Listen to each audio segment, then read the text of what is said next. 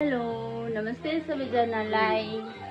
अब चाहिँ म यहाँ देवी साइड चाहिँ यहाँ खाजा खाँदैछ, ब्रेकफास्ट गर्दैछ हाम्रो बहिनीले चाहिँ। हेलो गरिदिनुहोस् दिदी। अन्त यहाँ यशुले चाहिँ टिभी हेर्दै यताउति घुमेको छ। यहाँ चाहिँ आमाले खाजा बनाउनु हुँदैछ। रोटी पाकिसक्यो, यहाँ आलु, त्यसपछि यहाँ आमाले यहाँ सफा गर्दैछ।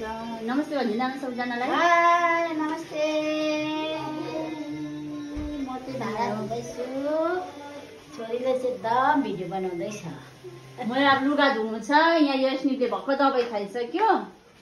अब म लुगाहरू पखाल्छु। अन्त पार्लर पनि जानुपर्छ मलाई, दोकान पनि। अहिले चाहिँ बहिनीले खोल्दै गर्छ। यहाँ देवीशाले यसरी खान्छ खाजा। हाँसिदिनुहोस्। अब म लुगा पखाल्नु गएको। अहिले भेट्छु तपाईँलाई। यहाँ मेरो छोराले चाहिँ भ्लग गर्ने अरे, भ्लग गर्छ अरे मेरो छोराले चाहिँ। बाई बाई भन्दैछ। यहाँ हेरिदिनुहोस् त। हाम्रो घरमा चाहिँ यहाँ हेर्नुहोस् है, आमाले अचार डल्ले हाल्नु भएको। कसलाई डल्ले चाहिन्छ आउनुहोस् है, यहाँनिर कमेन्ट गरिदिनुहोस् होला।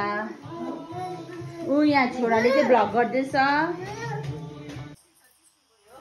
यहाँ चाहिँ मैले भर्खर लुगा धोइसकेँ। यहाँ त्यही लुगा ड्राई हुँदैछ।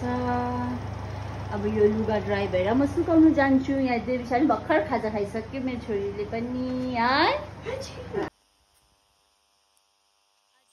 त्यस्तो राम्रो भएको छ। यहाँ लुगाहरू सुकाइरहेछु।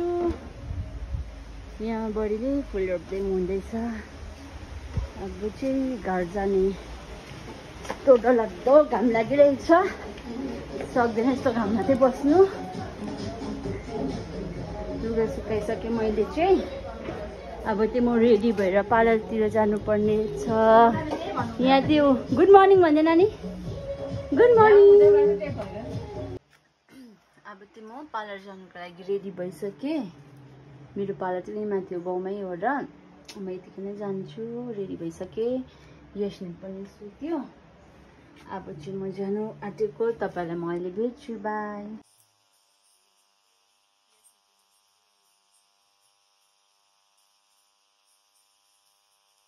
म गएँ ल। बाई। दिन चाहिँ एकदम राम्रो भइरहेछ। आज घाम लागिरहेछ। यहाँ मैले सिटिजनको पनि लाइटहरू खोलिदिएको। अब म गएको।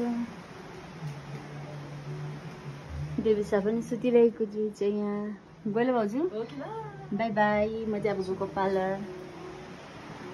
अब तपाईँलाई म अहिले भेट्छु दोकान पुगेर। दोकान अब पुग्नु आँट्यो। बहिनीले फोन गरेको छ। आज म लेट भयो नि त। अन्त कस्टमर आयो भनेर। अङ्कल आउनुभयो।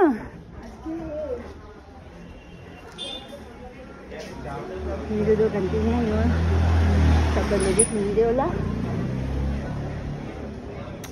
आज चाहिँ पुरा गरम छैन। हुन्छ। म चाहिँ पार्लर पनि आइसकेँ। अनि यहाँ चाहिँ बहिनीले फेसियल गरिदिँदै थियो कस्टमरको। म चाहिँ यहाँ बसिरहेको थिएँ।